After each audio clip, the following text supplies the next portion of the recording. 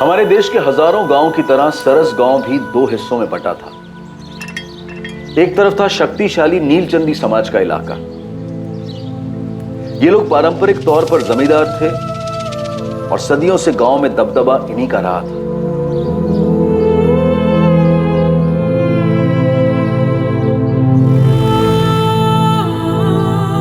और दूसरी तरफ था तोलारी समाज का इलाका। ये लोग नीलचंदियों के खेतों में मजदूरी करते थे। सदियों से गांव में इनका पलड़ा हल्का ही रहा। नीलचंदी और तोलारी समाज सदियों से एक साथ रहते आए थे और इनके साथ इनके बीच की रंजिश और तनाव भी चलता आया था। दोनों समाजों को एक दूसरे की जरूरत थी। नीलचंदियों को मजदूरों की जरूरत थी और तोलारियों को मजदूरी की। इस परस्पर निर्भरता के बने रहने के लिए गांव में शांति बनाए रखना अनिवार्य था।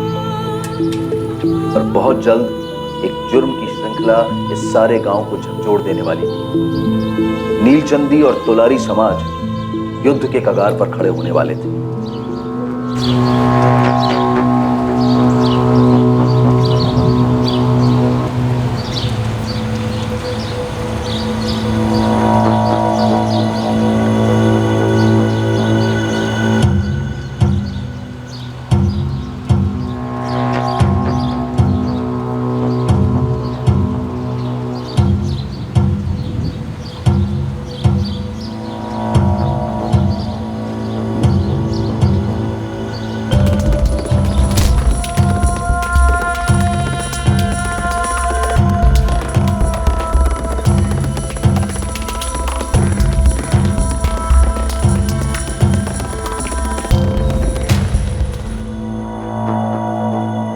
लो, देखो साहब लोग तुम्हारे लड़के को ढूंढ रहे।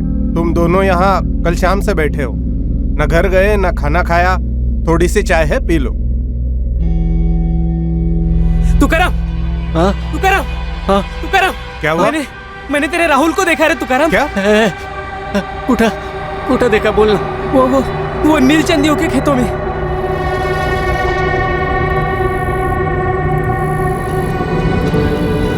किसने मार दिया मेरे बच्चे को? मेरा राहुल, मेरा राहुल। अरे तू ठीक से देखा क्या? अरे वही था क्या?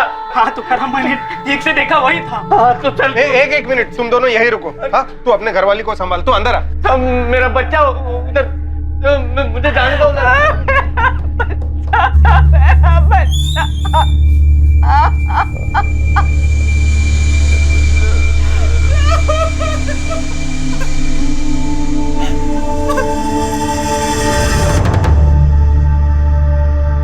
ठीक है विलास, तुम इसे लेकर खेत पर पहुंचो। एम्बुलेंस और फोटोग्राफर को भी बुला लेना। सर, नीलचंदी पाड़ा खेतों में राहुल की लाश मिली है एक गाँव वाले को। सचिन, गाड़ी फिरो। साहब, मैंने किसी और को देखा नहीं आते जाते हुए। और कोई नहीं था खेतों में 2 नंबर करने? ना के बराबर साहब। तू लगेच ओळखलंस मुलाला? साहब, हमारी तोलारी समाज का लड़का है, 4 घर छोड़ के रहता है। सर, पूरा खेत छान मारा, कुछ नहीं मिला। और शायद ये मर्डर वेपन हो सकता।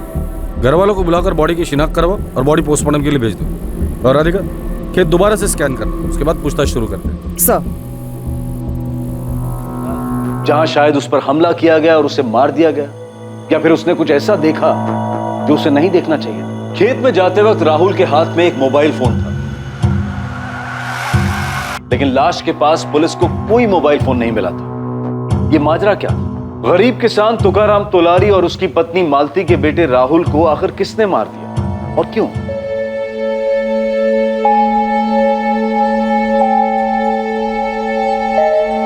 तुकाराम, मालती, तुम्हारे राहुल को खोने का दर्द हमारे पूरे तोलारी समाज को। तुम्हारा छोटा भाई प्रवीण तो तुम्हारे साथ है ही, हम सब भी हैं। तुम्हें इंसाफ मिलने तक हम चुप नहीं बैठेंगे। ओम प्रकाश भाऊ, आप हमारे समाज के मुखिया हैं। आप भी पुलिस को सीधा सीधा जाके बता क्यों नहीं देते कि कौन है इस सबके पीछे? हम सब जानते हैं कि सुखीलाल नीलचंदी का किया करा है। मैं खुद जाता हूँ। नहीं भाऊ, अभी आप वहाँ नहीं जाएंगे। पर कहाँ नहीं? क्योंकि भाऊ, उन लोगों ने हमेशा की तरह जात पात का मामला बना के रखा है। और वो जीतू की बहन रोहिणी, उसने खुलेआम आपका नाम लिया है। काय? लेकिन तुकाराम खुद कभी मेरा नाम नहीं लेगा। सालों से हमारी खेतों में मजदूरी कर रहा है वो। मेरी उसके साथ अच्छी पड़ती है, तुम जानते हो पक्के।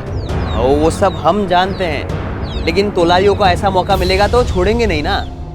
मकसद तो कत्ल का ही था। इसमें कोई दो राय नहीं है इंस्पेक्टर। खोपड़ी पूरी तरह कुचल दी गई। कोई सेक्सुअल असॉल्ट? नहीं इंस्पेक्टर, सीधे कत्ल कर दिया गया। और हाँ, इसी पत्थर का इस्तेमाल हुआ होगा। जी, फॉरेंसिक टीम ने ब्लड सैंपल्स मैच करने के लिए अलग कर लिए। डॉक्टर, वैसे मौत कितने बजे हुई होगी? कल शाम 6 और 7 के बीच में। और बड़ी अजीब सी बात है, शाम के वक्त सुनसान खेत में अकेला बच्चा, ये गया क्यों था? इसे वहां किसी ने बुलाया तो नहीं था? सर, ये खेत दरअसल किसी एक नीलचंदी परिवार का नहीं है। ये उनके समाज के नाम सालों पहले कोई छोड़ गया था, पर उसकी देखभाल नहीं होती थी ढंग से, इसलिए जंगल जैसे बड़ा हुआ।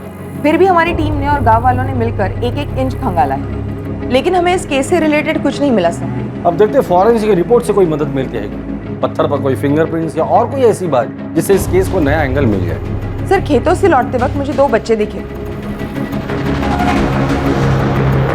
रुको, राहुल को जानते थे? राहुल दादा, वो तो हमारे बड़े भैया थे। उसके पापा और हमारे पापा दोनों भाई भाई है। नाम क्या है तुम्हारे? सोनू प्रवीण तोलारी। पवन प्रवीण तोलारी। यहाँ क्यों आए तुम दोनों? ऐसे ही मैडम, पता करने कि क्या हुआ। तुम्हें पता था कि राहुल यहाँ आया था? नहीं मैडम, मतलब हाँ। सोनू, सच सच बोलो। कल शाम को ही और मैं खेल रहे थे। दादा दादा देखो। राहुल दादा रुकिए ना। क्या है? राहुल दादा खेलने आई है। दिखता नहीं, मैं बिजी हूँ। मुझे किसी से मिलने जाना है। अब परेशान मत कर और रख अपना तुच्चा गुलेल अपने पास। किससे मिलने जा रहे हो राहुल दादा? फिर राहुल दादा थोड़े आगे गए और खेत के अंदर घुस गए। तुम बच्चे अक्सर खेतों में आते हो खेलने? कभी नहीं, ऊपर से नीलचंदियों का इलाका है, हम इस तरफ कभी नहीं आते। तुमने किसी और को देखा था खेत में? राहुल के बारे में कुछ अलग लगा, कुछ अटपटा उसके बर्ताव में?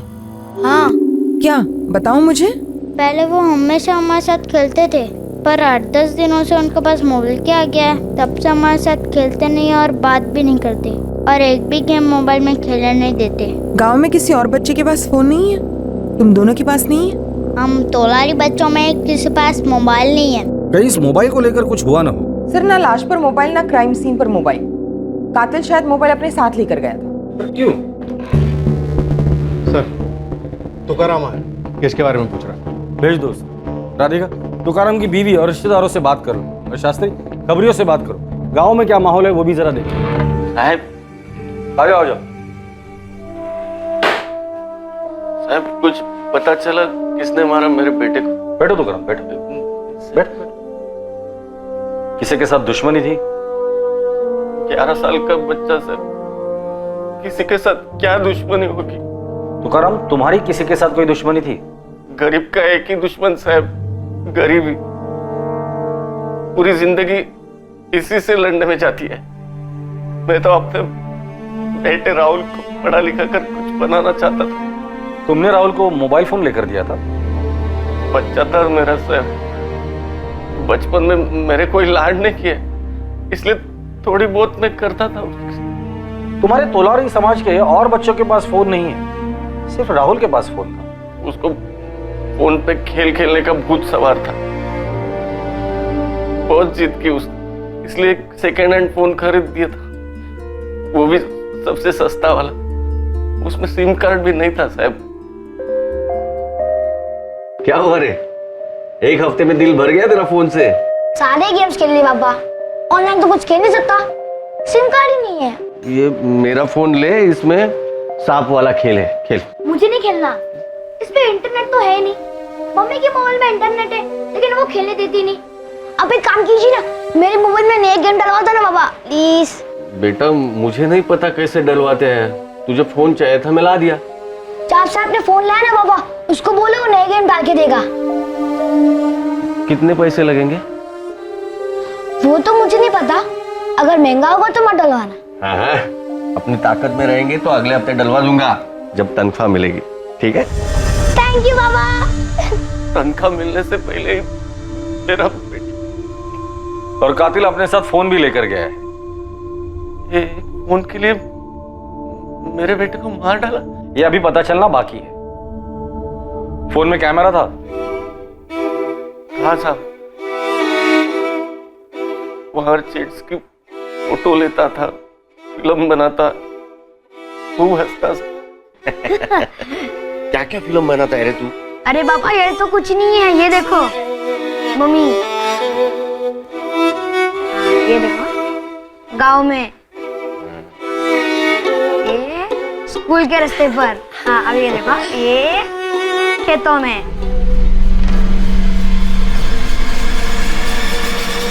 तुकाराम, क्या राहुल ने अपने फोन में ऐसा कुछ कैद किया था या फिल्माया था जो उसे नहीं करना चाहिए था? नहीं साहब, ऐसा कुछ भी नहीं था। हो सकता है कि उसने कुछ तस्वीरें ली हो या कुछ फिल्माया हो और आप लोगों को दिखाया ना हो। बचपना था, हर चीज में हंसी आती थी मेरे राहुल को, हर चीज का वीडियो बनाता था। शायद गांव में कोई चोरी छुपे कुछ कर रहा हो और तुम्हारे राहुल ने उसे देख लिया हो। क्या मतलब? मेरा मतलब है तुम्हारे इर्द गिर्द जान पहचान में कोई ऐसा है जो गैरकानूनी काम कर रहा हो और राहुल ने उसे मोबाइल पर कैद कर लिया हो। किसी पे शक है? कोई पड़ोसी या कोई रिश्तेदार?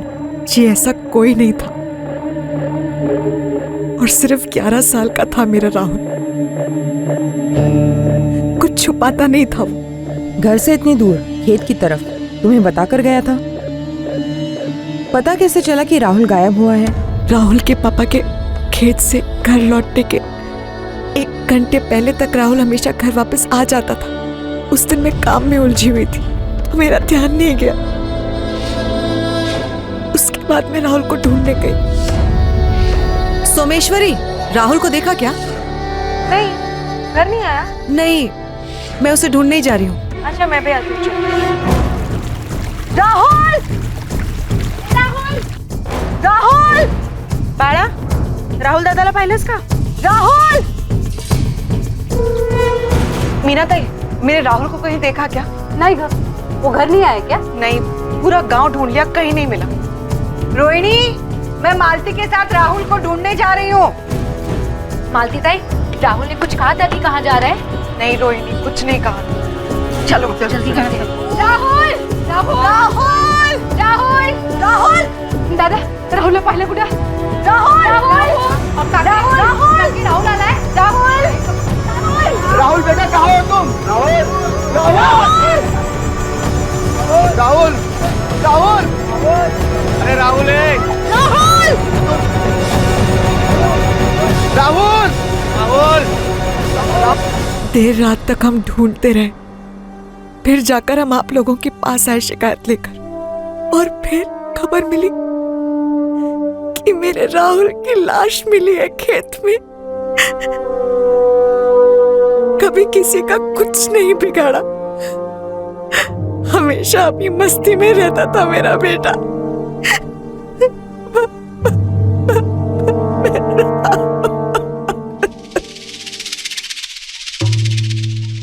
तुम तुकाराम के छोटे भाई हो? जी हाँ, प्रवीण तोलारी। क्या लगता है आपको राहुल को किसने मारा होगा? हम सब भी हैरान है मैडम इस हादसे से, कुछ समझ ही नहीं आ रहा है। तुम्हारा और तुम्हारे भाई तुकाराम के बीच कोई खानदानी दुश्मनी, कोई जमीन का मसला वगैरह? जी नहीं मैडम, हमारे बीच परिवार में कोई दुश्मनी नहीं थी, लेकिन आप जानते ही हैं तोलारी समाज की पीढ़ियों से दुश्मनी चली आ रही है जमींदार नीलचंदियों के साथ। कोई खास नाम? हमारे समाज के लोगों को लगता है उस जमींदार सुखीलाल नीलचंदी का हाथ हो सकता है इसमें।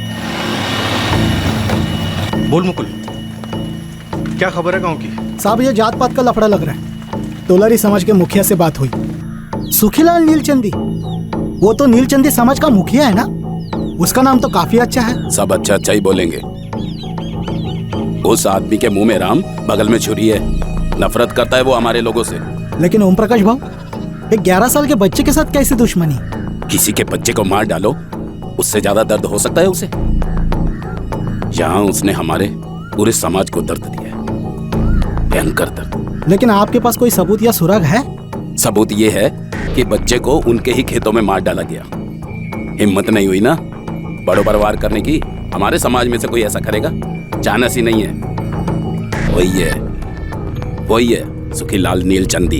ये सुखीलाल कोई छोटा मोटा आदमी नहीं है। जानता हूँ मालिक, लय भारी आदमी है, दूर दूर तक पहुँचे। हाँ, फिर भी नजर रख उस पर, पता कर माजरा क्या है। ये लोग उसका नाम क्यों ले रहे हैं? अगर जात पात का झगड़ा है भी तो बच्चे का मोबाइल क्यों लेके जाते? ये आंकड़ा कुछ फिट नहीं बैठता।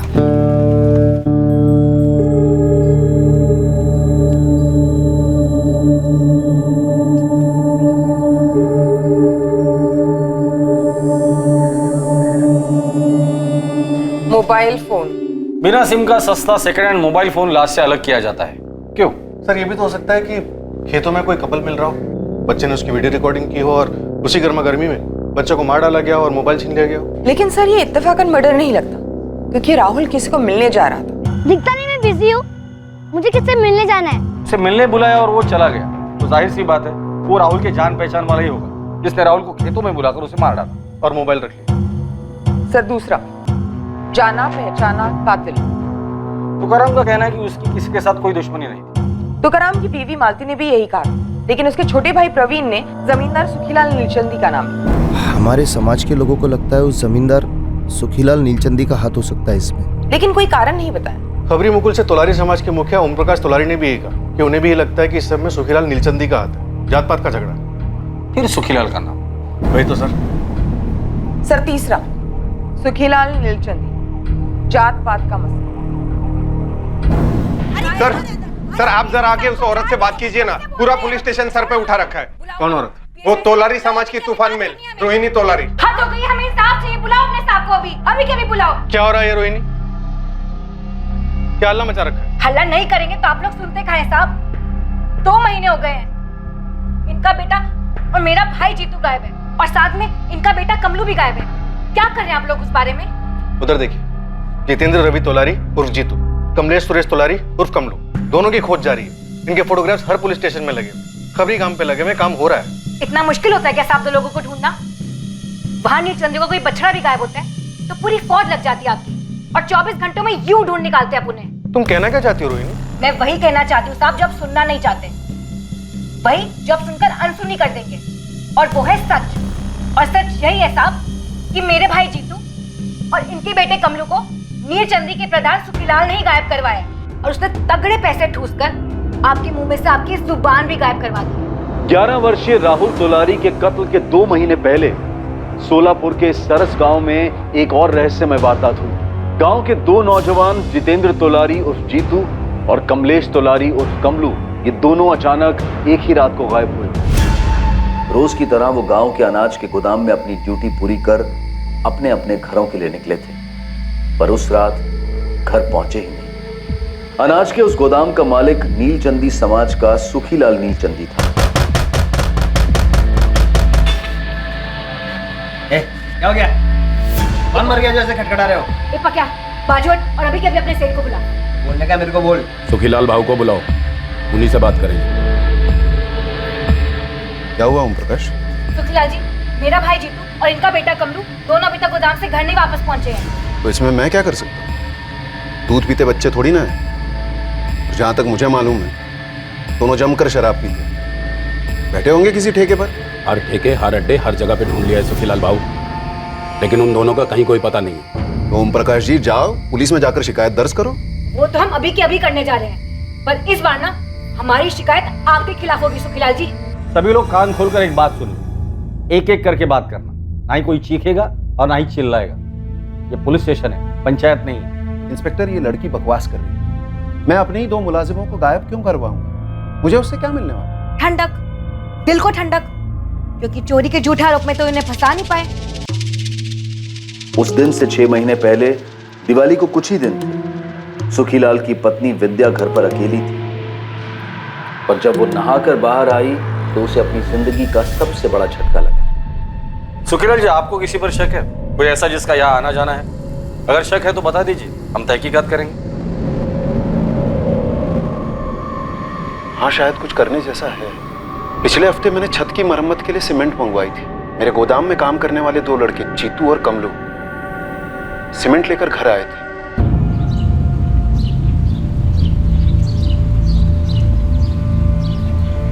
उस खिड़की के नीचे रख दो सारी बोरिया। वो कड़िया जब आएगा तब देख लेगा कैसे क्या करना है, और जल्दी जल्दी हाथ पैर चलाओ। बढ़ लगा ए जीतू, चलो कर।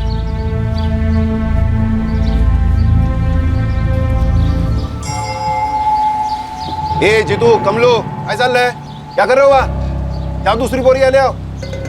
मैं दावे के साथ तो नहीं कह सकता कि चोरी उन्होंने ही की है, लेकिन और कोई भी हिम्मत नहीं कर सकता। मुझे उन दोनों का बर्ताव भी अजीब लगा। ऊपर से दोनों पीने वाले लड़के, गरीब हैं, मन ललचाया होगा। सुखीलाल के शक के आधार पर पुलिस ने जीतू तोलारी और कमलू को गिरफ्तार कर लिया। इससे तोलारी समाज में हलचल मच गई। शास्त्री साहब, आप बिना सबूत के हमारे बच्चों को ऐसे नहीं उठा सकते। वो नीलचंदी कुछ भी कहेगा तो आप लोग मान लेंगे क्या?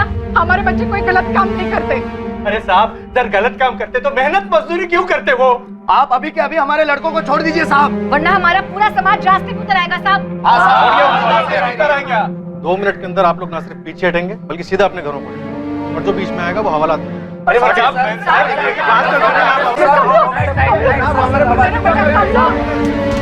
पुलिस ने उन दोनों लड़कों से कड़ी पूछताछ की, पर सारी कोशिशों के बावजूद पुलिस को दोनों से एक ही जवाब मिला। साहब हमें छोड़ दो साहब, हमें कुछ मालूम नहीं है साहब, हमने कुछ नहीं किया साहब, सच में हमने कुछ नहीं किया साहब। पुलिस को जीतू और कमलू के खिलाफ कुछ नहीं मिला और उन्हें छोड़ दिया गया, और यह चोरी का केस बैक बर्नर पर चला गया था। 6 महीने से खुंदक थी इन्हें साहब। जब मेरे भाई जीतू और कमलू पर चोरी का इल्जाम न लगा पाए तब उन्हें गायब भी करवा दिया।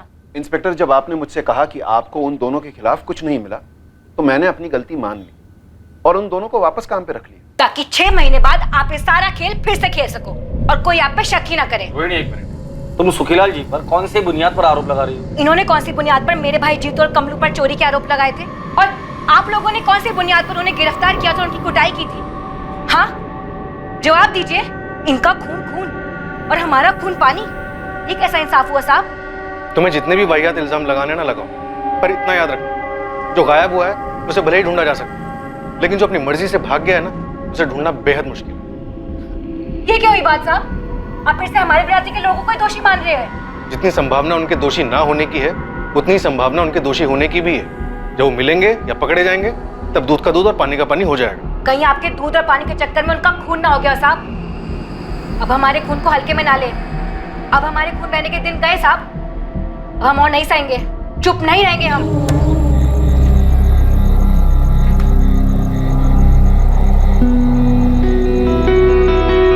बाबा, मैंने सोच लिया मैं क्या बनूंगा। क्या बनेगा बेटा? डॉक्टर, इंजीनियर या फिर कलेक्टर? नहीं, मैं आपकी तरह एक किसान बनूंगा। अरे नहीं बाबा, उतर उतर, बैठ। नहीं बाबा, मेरे जैसा मत बनना।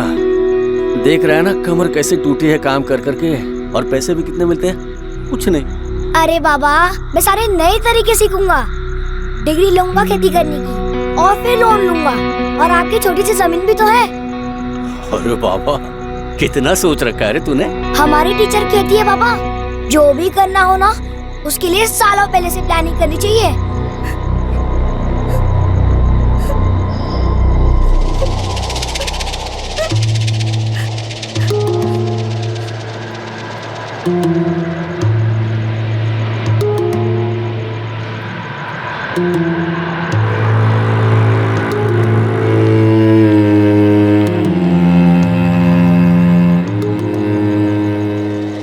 तुम्हें उसे संभालना होगा तुकाराम। हाँ, खुद के दिल पर पत्थर रख के संभालना होगा। मेरे दिल में कुछ नहीं है शरद भाऊ। वहां सिर्फ वो था, और सिर्फ वो, सब खाली। खलास, चलता हूं।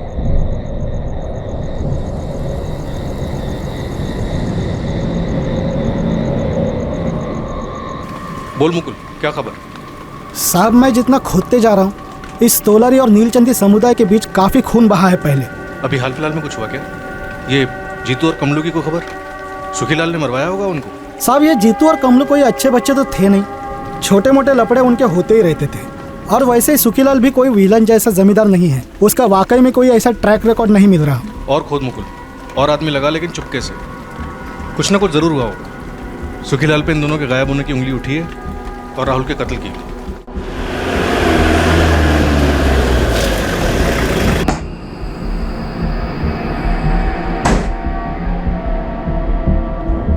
सुखीलाल जी थांबा, आप मेरे साथ चलिए। सुखीलाल जी, सर आपका वेट कर रहे हैं।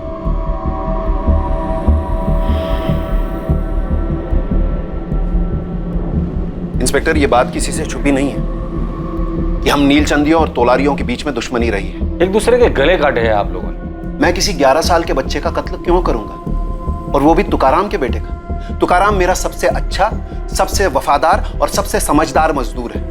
वो नहीं तो मेरा खेत नहीं। गांव वालों को जो कहना है कहे, जो उंगलियां उठाना है उठाए, पर इस पूछताछ का कुछ तो सर पैर होना चाहिए। 10 जून की शाम को 6 और 7 के बीच तुम कहाँ थे? मैं भाऊ के बंगले पर था। क्या कर रहे थे? महेश बाबा के साथ बैडमिंटन खेल रहा था। मैं घर में बैठकर अपने 2 पेग लगा रहा था। खेत में किसी बच्चे का कत्ल नहीं कर रहा था। कत्ल तो घर पर बैठकर 2 पेग लगाते लगाते भी करवाया जा सकता है। जिस तरह इस कमरे के अंदर बैठकर बिना सबूत के इल्जाम लगाया जा सकता है। अपना नंबर लिखो।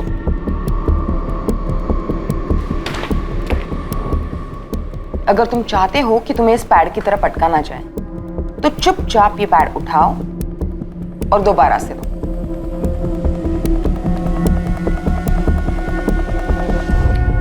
गलती से ये मत समझना कि तुम यहाँ कुछ हो। थाने में इंसान या तो मुजरिम होता है या मासूम, और कुछ नहीं। देखिए, मैं घोड़े पर सवार होकर आपके पास नहीं आया। आपने मुझे बुलाया, आप सवाल पूछ रहे हैं और मैं जवाब दे रहा हूं। तो दीजिए जवाब। बताइए, जीतू और कमलू कहाँ हैं? ये सवाल तो मुझे आपसे पूछना चाहिए। मेरे घर से जेवर चोरी हो गए, अभी तक आपने चोर का पता नहीं लगाया। मैं और एक बात कहना चाहता हूँ, उन दोनों लड़कों को मैंने वापस नौकरी पे रखा होगा, लेकिन मैं दावे के साथ कह सकता हूँ चोरी उन्होंने ही की है। वो तो तभी पता चलेगा जब वो पकड़े जाएंगे। पर सुखीलाल जी, मुझे लगता है वो जिंदा नहीं है। अगर वो जिंदा नहीं है तो उसके लिए मैं जिम्मेदार नहीं हूँ, और अगर वो जिंदा है तो मुझे मेरे जेवर वापस चाहिए। और अगली बार आप मुझसे ये सवाल मत कीजिए कि जीतू और कमलू का है। ये सवाल मुझे आपसे करना चाहिए। और कुछ पूछना है कि अनुमति देंगे आप?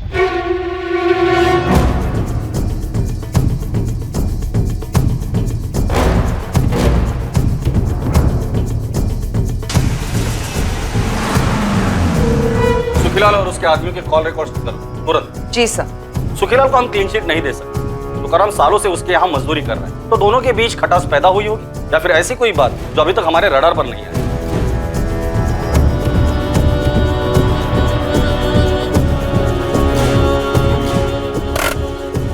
लिफाफा ले ले।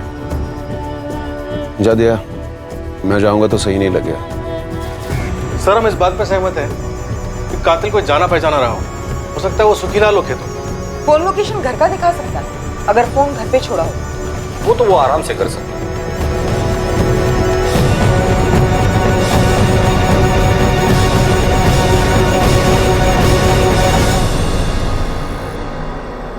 राहुल, जरा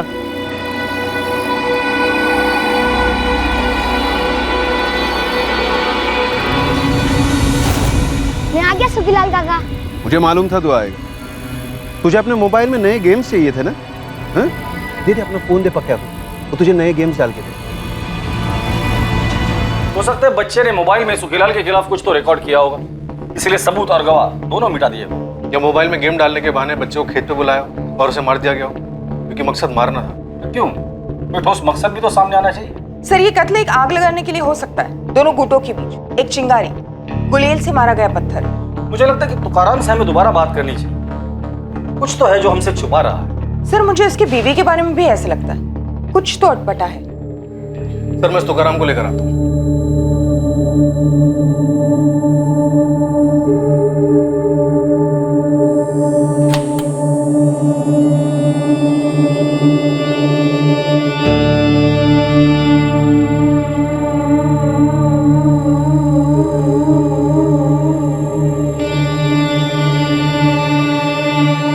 राहुल, क्या शूट कर रहे हो? सुनो, दिखाओ। राहुल, राहुल क्या कर रहे हो? सर, बिना बताए किसी का शूट नहीं करते राहुल। दिखाओ क्या बना। दिखाओ। यार फोन दो। फोन दिखाओ। आज के बाद तुम मेरे फोन को हाथ नहीं लगाओ। मैं सिर्फ गेम्स खेल रहा था। मैंने कहा ना, छुओगे नहीं। तो बाबा मुझे खुद का फोन लेकर क्यों नहीं देते?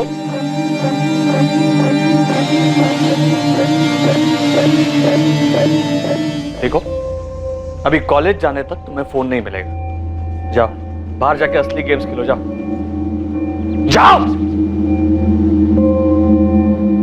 आप बच्चे पे ऐसे क्यों चिल्ला रहे? दे दीजिए ना उसे एक फोन, उसके सारे दोस्तों के पास है।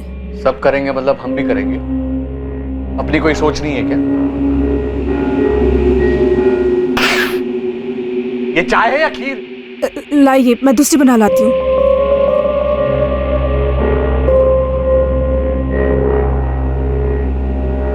पिछले कुछ दिनों से आपको हो क्या गया है?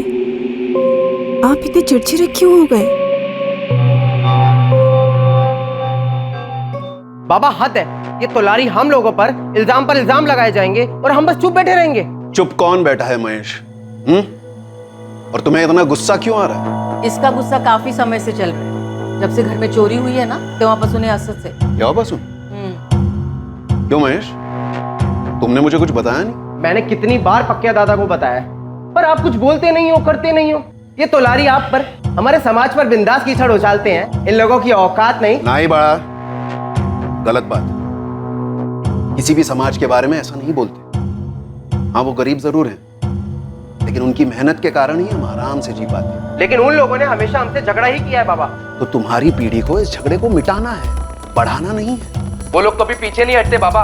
हम ही लोगों को हमेशा सिर झुकाकर निकल लेना पड़ता है। अरे तो इसका मतलब ये तो नहीं कि बात बात पर हाथापाई पे उतर आओ। पुलिस है, प्रशासन है, और हमारे लोग राजनीति में भी है। हमारे कोई लोग वोग नहीं है बाबा, ये लोग नीलचंदियों के जेब में है।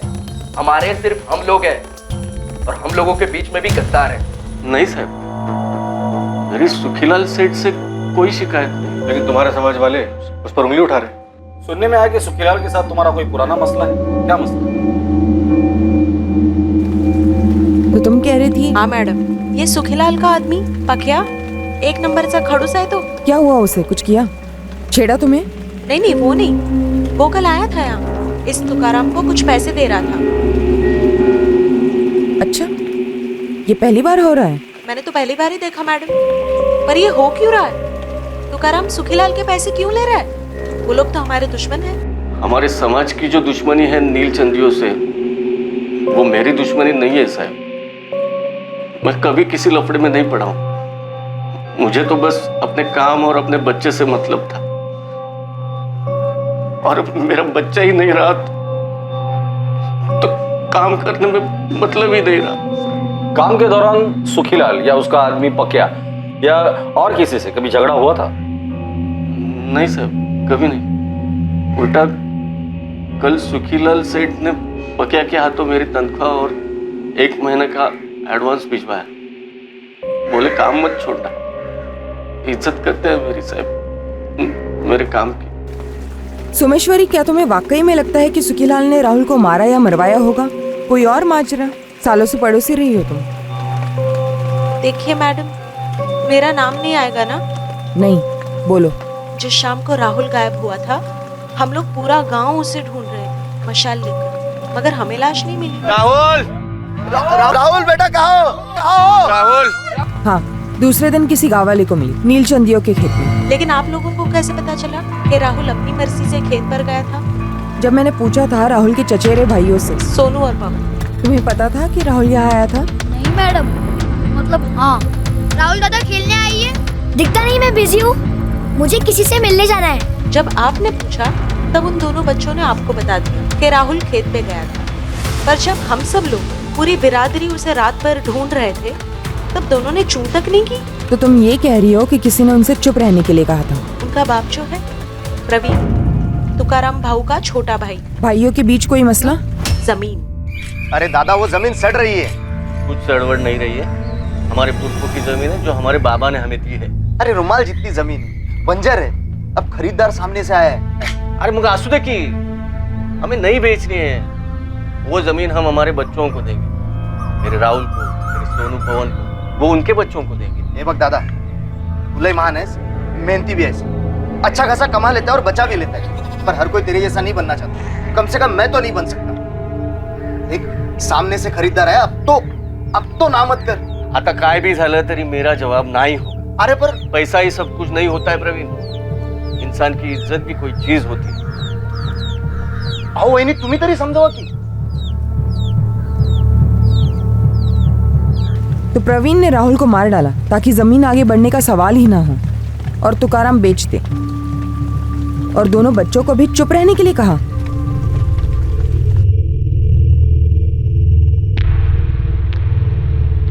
एक मिनट, दोनों बच्चे सोनू और पवन मेरे साथ चलेंगे।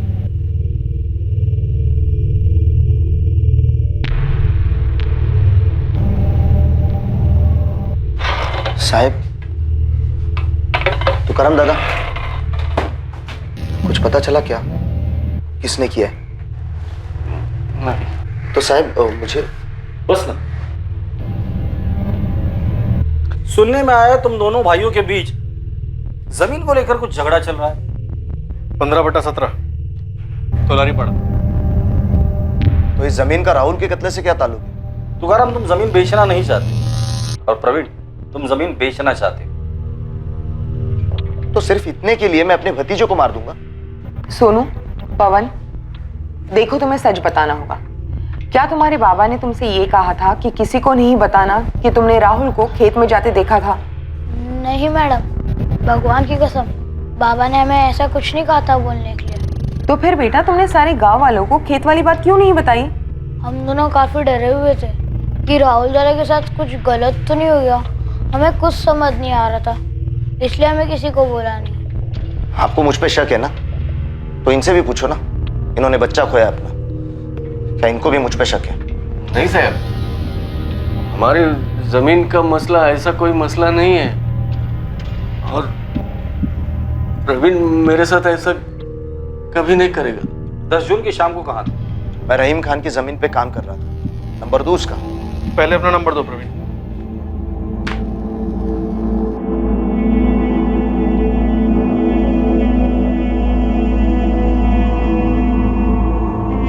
सर, हम इस प्रवीण को क्लीन चिट नहीं दे सकते। प्रवीण तोलारी, जमीन का मसला। सर, इसमें डाउट नहीं है कि राहुल को मारने के बाद तुकाराम जमीन को लेकर इतना नहीं बढ़ता। प्रवीण के पास मोटिव है जो हमें सुखीलाल की तरफ से नहीं मिला। कत्ल को 1 हफ्ता हो गया, लेकिन अभी तक हमने कोई भी प्रोग्रेस नहीं की, सिवाय इस प्रवीण के एंगल के। सर, मुझे अब भी लगता है कि बच्चों को कुछ कहने से खामोश कर दिया गया। शास्त्री, मुकुल खबरी ने सुखीलाल के बारे में कुछ बताया? नहीं सर। तुकाराम खेतों पर लौट गया। अपने दर्द को दिन में वो पसीने में डुबोने लगा और रातों को राहुल की यादों को शराब में डुबोने लगा। दूसरी ओर इन्वेस्टिगेशन भी एक ऐसे मोड़ पर रुक गई थी जहां आगे का कोई रास्ता नहीं दिख रहा था। राहुल का कत्ल हुए अब 2 महीने बीत चुके हैं। सर, सुखीलाल पकिया प्रवीण के कॉल रिकॉर्ड स्कैन किए, लोकेशन हिस्ट्री भी स्टडी की, लेकिन तीनों के खिलाफ कुछ शो नहीं हो रहा। हेडक्वार्टर से फॉरेंसिक रिपोर्ट भी आ गई सर। पत्थर पे लगा खून राहुल के खून से मैच हो गया। पत्थर पर कोई फिंगरप्रिंट्स? नहीं सर, लगता है कातिल ने कत्ल करने के बाद फिंगरप्रिंट्स मिटा दिए। पत्थर से सर कुचला गया है। मुझे लगता है इस केस को हमें अलग एंगल से देखना चाहिए। हो सकता है ये कातिल बच्चों को मारने वाला कोई साइकोपैथ है या फिर कोई तंत्र मंत्र वाला, जिसका इस गांव और उसके पॉलिटिक्स से दूर दूर तक कोई कनेक्शन ना हो। लेकिन सर, कातिल जाना पहचाना हुआ होगा।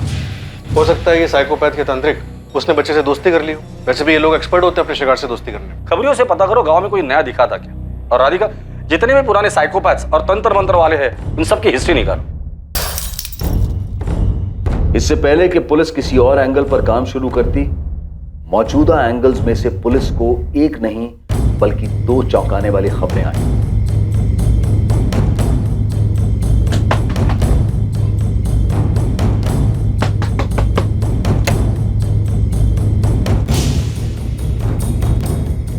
कमल, तू?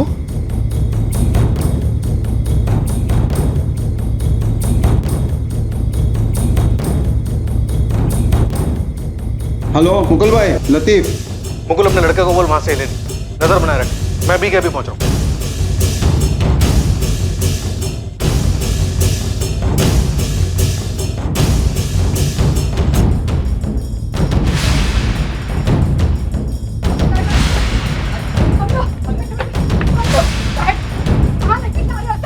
वो साहब, वो साहब, वो साहब, वो साहब। तुम दोनों में से कौन मुंह खोलेगा? इस बात पे चल रहा था झगड़ा। अब मैंने तुकाराम दादा से एक सवाल पूछा था।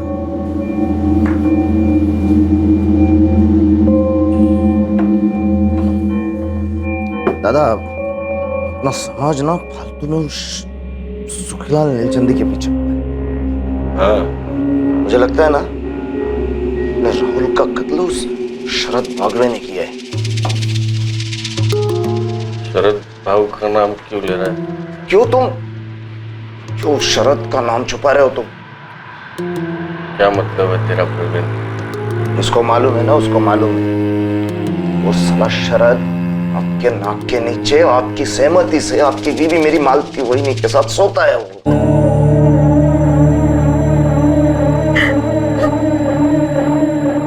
उस कुत्ते शरद ने वहीनी को आपसे अलग करने के लिए राहुल को रास्ते से अलग कर दिया। आप यहाँ बैठकर सब सह रहे, सिर्फ आंसू बहा रहे। क्या बोला? यही काट दूंगा साले। करम, क्या प्रवीण ने जो बताया है वो सच है? तुकाराम, तुम्हें बताना पड़ेगा। तुम्हारे इकलौते बेटे राहुल का कत्ल हुआ है। जो प्रवीण बोल रहा है वो सच है? क्या तुम भी इस कत्ल में शामिल थे? नहीं। तो फिर बोलो, माजरा क्या है? तो बता कम, कहाँ था इतने? और तेरा जोड़ीदार जीतू कहाँ है? ये सच है कि मेरी पत्नी मालती और शरद बागवे के बीच रिश्ता रहा है मेरे सामने।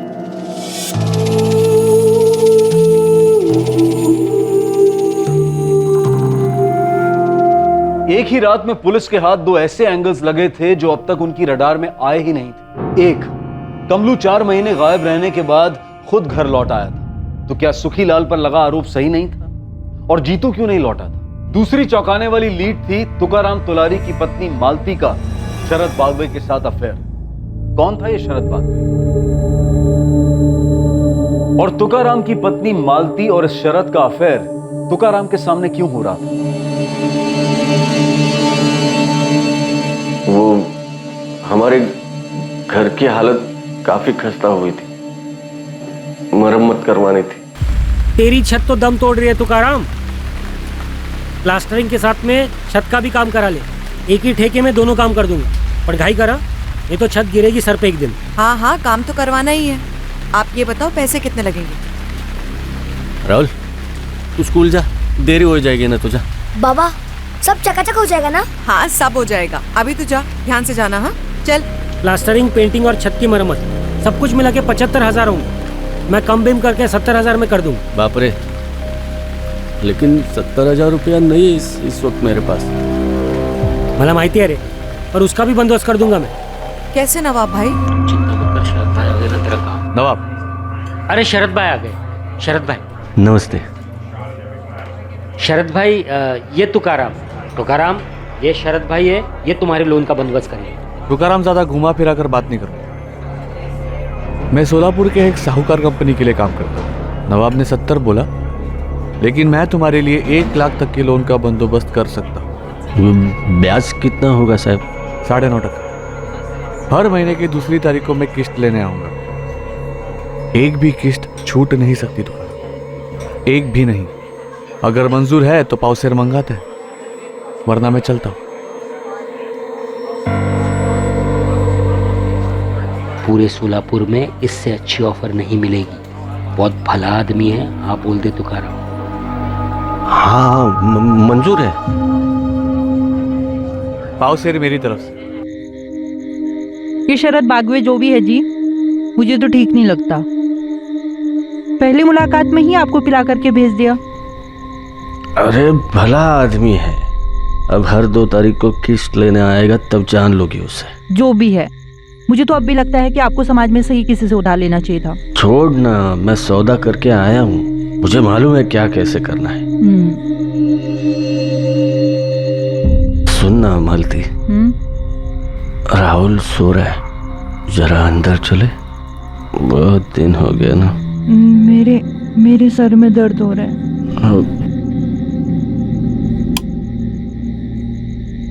अगले दिन से घर काम शुरू हो गया और 1 हफ्ते में पूरा हो गया, और फिर 2 तारीख भी आ गई। अरे नमस्ते, नमस्ते शरद भाऊ। नमस्ते। काम पूरा हो गया? हाँ जी, हो गया। हाँ। मालती मेरी पत्नी। नमस्ते। सुंदर। हाँ? बहुत सुंदर काम किया है नवाब ने घर पे। हाँ हाँ। अच्छा, काम की बात, किस तैयार है? हाँ हाँ बिल्कुल, आप बैठिए, मैं अभी लाया। चाय वगैरह?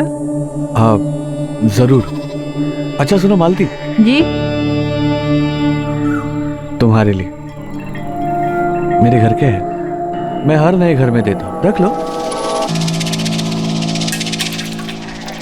अच्छे लग रहे तुम्हारे हाथों में।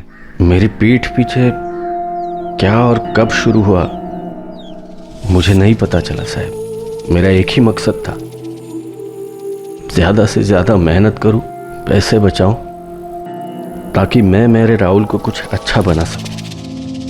अरे बाबा देखिए ना, शरद काका मेरे लिए क्या लाए। बहुत ही बढ़िया किताब है। अरे वाह। और उनके मोबाइल में बहुत सारे गेम्स हैं। हाँ? और उन्होंने मुझे खेलने भी दिया। बढ़िया है, बढ़िया है। मालती, किश्त दे दी ना ठीक से? हाँ। ये शरद भाऊ हर बार ही फूल ले जाते हैं। और हर बारी मेरे लिए भी कुछ लाते हैं। हाँ? बाबा एक पुराना फोन खरीद के दो ना बाबा, सिर्फ गेम्स के लिए। अभी नहीं बेटा, पहले ही शरद भाऊ की सारी किश्तें पूरी होने दे, उसके बाद ला दूंगा, ठीक है? पक्का? हाँ रे बाबा पक्का। अब 1 गिलास पानी पिलाएगा बाबा को? हाँ। जा। 12 में से 6 किश्तें पूरी हुई थी, सब ठीक ठाक चल रहा था। कम से कम मुझे तो ऐसे ही लगा था।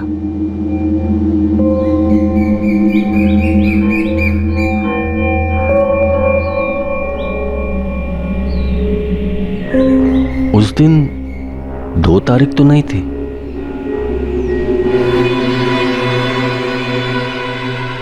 जी किया था दोनों के टुकड़े टुकड़े कर दूं, वही के वही।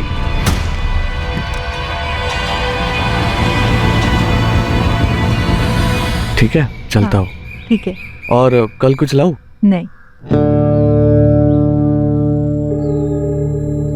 वो मैं यहाँ से गुजर रहा था तो सोचा हालचाल पूछता चलो। अरे तुम्हारे हाथ को क्या हो गया तुकाराम? खेत में कट गया क्या? मैं हल्दी लेके आती हूँ।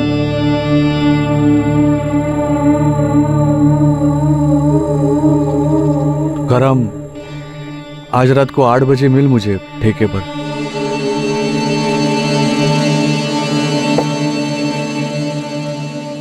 देख तुकाराम, मुझे पता है कि गलत है,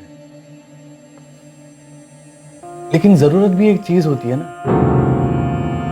सिर्फ मेरी नहीं है, मालती की भी।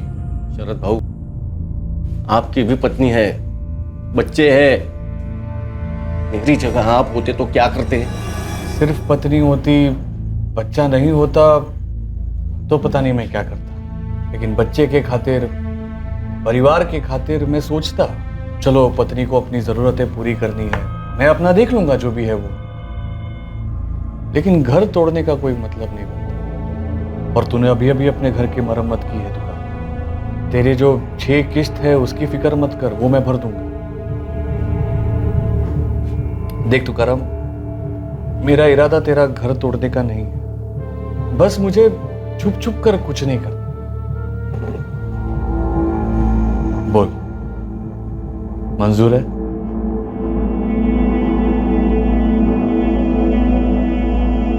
घाव संभाल, अभी नया है, थोड़े दिन में भर जाएगा। लालच था, मजबूरी थी, डर था, पता नहीं क्या था, शायद सब था, पर मैंने मेरी पत्नी और उसके प्रेमी का रिश्ता कबूल कर लिया।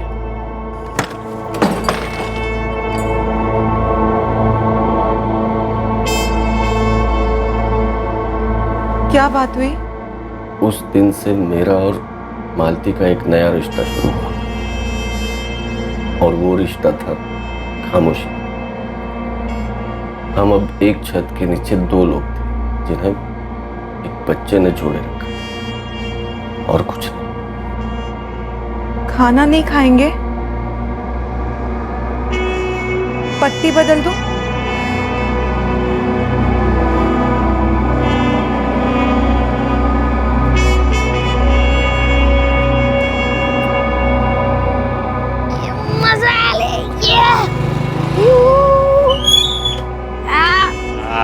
अच्छा अली काका। अच्छा अली, हाँ अगली बार तुझे और दूर ले जाऊंगा और एक दिन तुझे चलाना भी सिखाऊंगा, ठीक है? बाय काका। बाय। थोड़े ही दिनों में एक आदत सी हो गई, सिर्फ राहुल के बारे में सोचना, सिर्फ उसके लिए जीना। बाकी सब कुछ मानो तो एक पूरा सपना था, और उस पूरे सपने की आदत हो गई मुझे। उसे मैं झेल लेता सिर्फ अपने राहुल के लिए, और अब राहुल को ही मार। साहिब, मुझे लगता है उस साले शरद ने मारा है हमारे राहुल को। नहीं। क्यों नहीं? तुम्हें कुछ और पता है या कुछ छुपा रहे हो हमसे? अब क्या छुपाऊंगा साहब, सब कुछ तो खत्म हुआ है। कुछ नहीं खत्म हुआ है। जब तक राहुल का कातिल नहीं मिलता हमारे लिए कुछ भी खत्म नहीं हुआ है। तुकाराम, तुमने बताया था कि शरद बागवे और राहुल की अच्छी जमती थी। हाँ। और हम जानते कि राहुल का कातिल उसके पहचान वाला था, तभी तो उसने राहुल को खेतों में बुलाया और राहुल वहां चला गया। अरे राहुल, बाबा ने नए गेम्स डाले कि नहीं फोन में? हाँ शरद काका, अब तक नहीं डाले। हाँ। अच्छा सुन, नीलचंदियों का खेत पता है तुम्हें? हाँ, क्यों काका? आज शाम को 6 बजे तुम वहां पर फोन लेकर आ जा। मैं तुम्हें एक से एक नए गेम्स डाल के दूंगा फोन। सच? हाँ, लेकिन सुनो, किसी को बताने की जरूरत नहीं, ठीक है? राहुल इधर आ।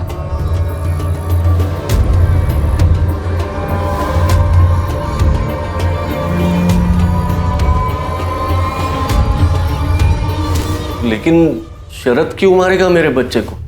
वही जो मैं शुरू से बोलता आ रहा हूं दादा, उसे वहीनी को तुमसे अलग करना था, और राहुल की वजह से तुम दोनों जुड़े हुए थे। वजह जो भी होगी वो हम शरद बागवे से पता कर लेंगे। राधिका, शरद बागवे को उठाकर लेकर आओ। सब साहब, हम भी जाए क्या? अभी के लिए जा सकते हो, लेकिन याद रहे हमारी नजर रहेगी तुम दोनों पर।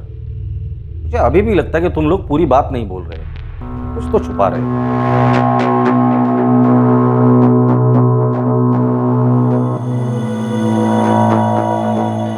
क्या बोला कमलू ने? कह रहा है कि वो भागा ही नहीं। भागा नहीं था तो कहां था पिछले 4 महीने से? और तेरे बाप ने मिसिंग कंप्लेंट क्यों दर्ज की? साहब, उस सुखीलाल नीलचंदी के घर चोरी हुई, तब आप लोगों ने मुझे बेकार में इतना तोड़ा। इसके बाद मेरे खिलाफ कुछ साबित नहीं हुआ, लेकिन सुखीलाल के गोदाम में काम करने के लिए मन नहीं कर रहा था साहब। इस गांव से ही बाहर निकलना चाहता था, इसलिए मैं दिल्ली चला गया। क्या काम कर रहा था दिल्ली में? कहाँ काम कर रहा था? पहाड़गंज में एक ढाबा है, रोलीदा ढाबा, वहां बैटरी का काम कर रहा था। ऐसा कितना बिजी था जो घर पे एक भी फोन नहीं कर सकता था तू? और पिछले 4 महीने से तेरा फोन भी स्विच ऑफ था। साहब, वहां जाते मेरा फोन खराब हो गया, टाइम ही नहीं मिला रिपेयर करने के लिए। आपको नंबर देता हूँ ढाबे का, पूछ लीजिए रोली सेठ से। नंबर लिख।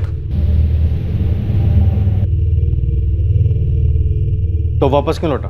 अब वापस नहीं लौटा हूँ साहब, 1 हफ्ते की छुट्टी पर आया हूँ। और तेरा जोड़ीदार जीतू, वो भी उसी ढाबे पे काम कर रहा था, उसे भी छुट्टी नहीं मिली, उसका फोन भी खराब था पिछले 4 महीने से। मुझे नहीं पता साहब जीतू कहाँ है, मैं अपने से अकेले गया था दिल्ली, पिछले 4 महीनों से उससे बात तक नहीं हुई मेरी। लगता है पिछली बारी तुम दोनों की ठीक से खातिरदारी नहीं की थी हमने। तुझे क्या लगता है हम लोग इतने मूर्ख हैं तो तेरी बातों में आ जाएंगे? हाँ साहब, मैं झूठ नहीं बोल रहा हूँ साहब, मुझे नहीं पता जीतू कहाँ है।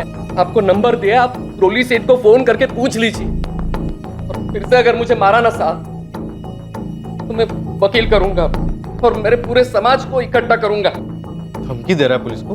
खुद की इज्जत और जान बचाने को आप धमकी कहते हो तो इसे धमकी समझ लीजिए सर। दिल्ली वाले ढाबे के मालिक ने क्या कहा? वही बोला जो कमलू कह रहा है सर। मैंने वहां की पुलिस को डबल चेक करने के लिए कहा है। चलो मान लेते ये कमलू सच भी बोल रहा है, लेकिन उसी रात ये जीतू कैसे गायब हो जाता है और पिछले 4 महीने से नो कॉन्टैक्ट जोन में है, और दोनों के परिवार एक साथ मिसिंग कंप्लेंट कैसे दर्ज कर सकते हैं? सर, दोनों परिवारों पर नजर रखना बनता है, कुछ तो खटक रहा है।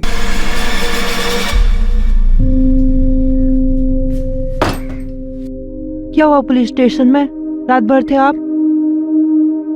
कुछ नहीं हुआ, उन्हें तुम्हारे और शरद भाऊ के बारे में पता चला। क्या? हाय देवा, कैसे? भले जितना इत्र लगाओ, बदबू को कौन रोक सकता है?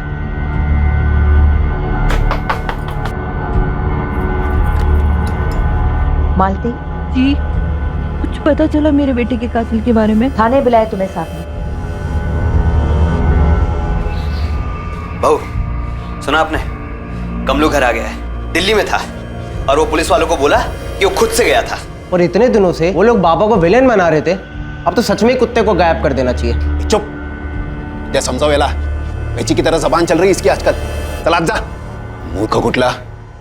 अरे महेश ऐक ना। अरे बेटा सुन। रोजी तू, उसका क्या? वो भी लौटा है? कमलू, पुलिस ने जीतू के बारे में कुछ बताया? वो मुझे कुछ क्यों बताने लगे?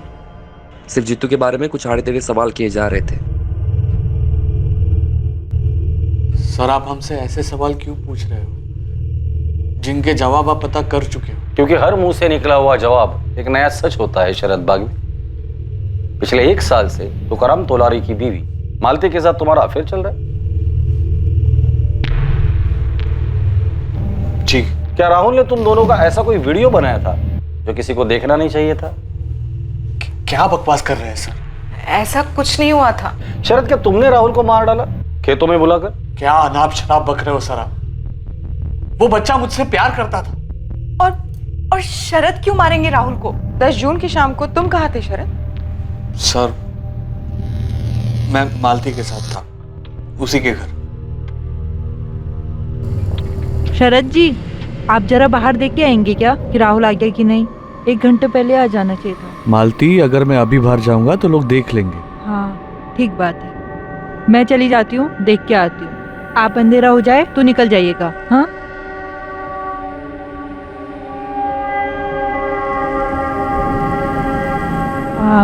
और सुनिए, राहुल के बाबा भी आने वाले होंगे, उनके आने के बाद ही निकलिएगा। मैं आती हूँ। मैडम, मैं वहाँ आधा घंटा बैठा रहा, फिर तुकाराम वहाँ आया। नमस्ते शरद बाबू, ये राहुल और मालती कहाँ है? वो राहुल शाम से घर नहीं लौटा है, तो मालती उसे ढूंढने गई। क्या? मैं भी जाकर देखता हूँ। रुक तुकाराम, अंधेरा हो गया, मैं भी निकलता हूँ। बस यही हुआ था मैडम। यही सच है। क्या मेरे पति ने कहा कि शरद ने राहुल को? देखिए, हमसे किसने क्या कहा ये बात मायने नहीं रखती। हमें शक था, पूछ लिया। तुकाराम मुझ पर कभी उंगली नहीं उठाई। मैं जानता हूँ आपके कान उसके भाई प्रवीण ने भरे होंगे। वो मुझे पहले से पसंद नहीं करता था। आप इतना सब पता लगा रहे हैं तो आपने ये भी पता लगा ही लिया हो कि तुकाराम और प्रवीण के बीच में जमीन को लेकर मसला था। तो तुम्हारा कहना है कि प्रवीण ने राहुल को मारा हो? सर, वो मुझ पर बेवजह उंगली उठा रहा था, शायद उसी में कुछ खोट। नहीं साहब, मैं नहीं मानती कि प्रवीण ने कुछ भी किया है। तो तुम्हें किस पर शक है? मुझे नहीं पता साहब। देखिए सर, मालती के साथ रिश्ता बनाकर मैंने शायद गलत किया, लेकिन मेरा यकीन कीजिए, इसके अलावा मैंने कुछ गलत नहीं किया। इस रिश्ते की वजह से जीते जी मेरा पति मुझसे अलग हो गया और इकलौता बेटा खोया है मैंने इस रिश्ते की वजह से। बचा क्या बताऊं, मेरे पापों की सजा मिल रही है मुझे, और कुछ नहीं। आप लोगों का निजी जिंदगी में क्या चलता है उससे हमें कोई लेना देना नहीं, हमारा ताल्लुक भी नहीं। लेकिन उसका साया अगर इस केस में, राहुल मर्डर केस में दिखाई दिया तो इस केस से जुड़े सभी निजी रिश्तों की बाल की खाल उतार दूंगा। साहब, कमलू तो लौट गया, लेकिन मेरा भाई जीतू कब तक लौटेगा? जब लौटेगा तो पूछ लेंगे उससे। आप हल्के में ले रहे हो साहब, मैं दावे के साथ कह सकती हूँ उस सुखिला ने कुछ कर दिया मेरे जीतू के साथ। तुम इसी दावे के साथ कमलू के बारे में भी बोल रही थी रोहिणी? क्योंकि दोनों एक ही दिन गायब हुए थे साहब। कमलू लौटा तो उसके घर वालों के अच्छे नसीब, लेकिन हम लोग ऐसे आस लगाकर कब तक बैठे रहेंगे साहब? मालती, अब हम नहीं मिलेंगे। तुकाराम सही कह रहे थे, बदबू कभी छुपाई नहीं जा सकती। शरद बागवे और मालती तोलारी। सर, लेकिन मालती तो माँ है। पता है मुझे, राधिका कम होता है ये सब, लेकिन ये तब होता है जब अवैध रिश्ते का जुनून माँ के रिश्ते को भी निगल जाता है। रेयर केसेस है, लेकिन हमने देखे हैं। जी सर। लेकिन शरद बागवे तो प्रवीण तोलारी की तरफ इशारा कर रहा है। राधिका, इन सबके कॉल रिकॉर्ड निकालो और अच्छे से स्कैन करो। इन सबके पीछे खबरी लगा दो, कोई भी आउट ऑफ रडार नहीं होना चाहिए। 2 और महीने बीत गए, लेकिन राहुल के कत्ल की इन्वेस्टिगेशन में कोई खास बढ़ोतरी नहीं हुई। सभी मुमकिन संदिग्धों के कॉल रिकॉर्ड स्कैन हुए, फोन लोकेशन स्कैन हुए, पर कहीं से कोई सुराग सामने नहीं आया। तुकाराम और मालती के पड़ोसी चौंक गए थे ये जानकर कि मालती का 1 साल से शरद बागवे के साथ अफेयर चल रहा था। मेरी बात सुनो सुप्रिया, सुप्रिया सुनो तो सही। शरद बागवे की अपनी पत्नी भी इस अफेयर के बारे में जानकर बुरी तरह से हिल गई। खबरियों की तरफ से भी किसी भी संदिग्ध के बारे में कोई खास जानकारी नहीं आ पाई। रोहिणी अपने लापता भाई जीतू के बारे में जानने के लिए लगातार पुलिस स्टेशन के चक्कर काटते जा रही थी और सुखीलाल नीलचंदी पर आरोप लगाए जा रही थी। दूसरी ओर कमलेश अपनी छुट्टी पूरी कर वापस दिल्ली लौट गया अपने काम पर।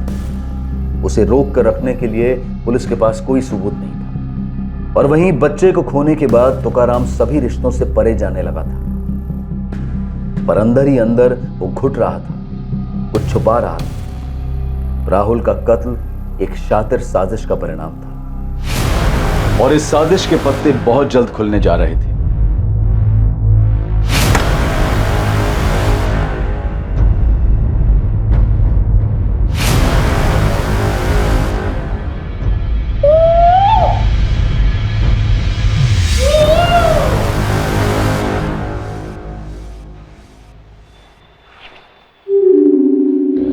विलास सर, अरे कमलेश का फोटो उतारो यहाँ से। बंदा लौटा, खुद से गया था, उसकी मिसिंग कंप्लेंट क्लोज की है। उतारो। जी सर। मेरे भाई की फाइल क्लोज कब करेंगे साहब? जैसे कमलेश खुद से लौटा और अपनी फाइल क्लोज करवाई, हमारा मानना है तुम्हारा भाई भी जल्दी लौटेगा और उसकी फाइल क्लोज होगी। देखिए सर, आपने बड़ी चालाकी से उस सुखीलाल को हमारी बिरादरी के बच्चे राहुल के कत्ल के केस से तो बचा लिया होगा, लेकिन मैं उसे मेरे भाई के केस से इतनी आसानी से बचने नहीं दूंगी। हाँ मुकुल बोल। मालिक एक टिप है, जल्दी बोल। आपका ये राहुल मर्डर केस और जीतू मिसिंग केस जुड़े हुए हैं, आप मिल सकते हो? ठीक है, 10 मिनट दे। रोहिणी, हमें लगता है तुम्हारे भाई की फाइल जल्दी क्लोज होने वाली है। क्या हुआ साहब? क्या केस सुखीलाल ने मेरे भाई के साथ? साहब मैं भी आ रही हूँ आपके साथ। तुम अभी घर जाओ, हमें हमारा काम करने दो। साहब उसका नाम माया है, माया तोलारी, 5वीं पास, मेरे बहन के साथ स्कूल में पढ़ती थी। देख मुकुल, जान पहचान दोस्ती एक अलग बात है, लेकिन मैं तुझे नहीं बता सकती कि वहाँ क्या हुआ था। हमारी बिरादरी के लोगों ने ना मिलकर भगवान की कसम खाई थी कि कोई भी बात बाहर नहीं जाएगी। बच्चे तो भगवान का रूप होते हैं ना माया, और एक बच्चे का कत्ल हुआ है, वो भी तेरी बिरादरी का था। लेकिन तू समझ क्यों नहीं रहा है? मैं नहीं बता सकती कि वहाँ क्या हुआ था। कहाँ क्या हुआ था? वो जिस दिन राहुल का मर्डर हुआ था, उसके दूसरे दिन उसके घर पे समाज की मीटिंग हुई थी। क्या मीटिंग? पर तू कह रहा था जीतू मिसिंग केस और राहुल मर्डर केस आपस में जुड़े हुए, कैसे? माया मेरे को बताइए, मैं आपको बताऊंगा। आप सुखीलाल से पूछेंगे, तुकाराम से पूछेंगे, अब डायरेक्ट उठा के पूछ लो ना साहब। मैं तो पहले से बोल रहा था, ये जात बिरादरी का झोल है। सुनिए सुनिए, उठिए, पुलिस आई है, उठिए, पुलिस आई है।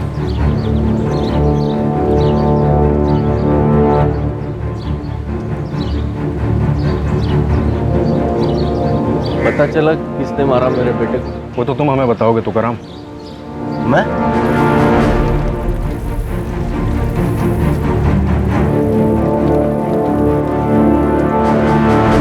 तुकाराम, 11 जून को दोपहर को तुम्हारे घर पर मीटिंग हुई थी, तुम्हारे तोलारी समाज की। जी, उसके एक दिन पहले तक मेरा राहुल जिंदा था और आज हम उसी के कातिल को ढूंढ रहे हैं। उस मीटिंग में क्या हुआ था वो बताओ ना।